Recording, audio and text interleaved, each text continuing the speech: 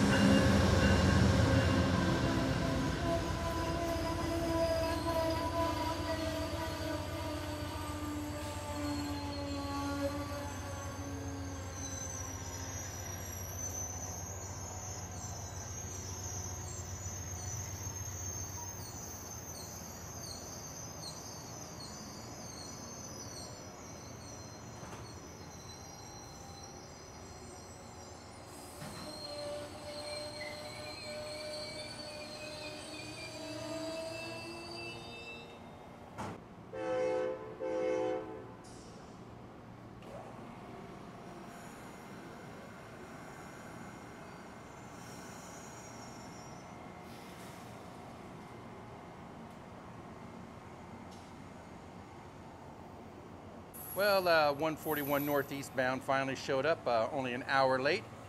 But I think that's going to do it here from Fredericksburg, Virginia. And on that note, travelers saying, see you by the rails.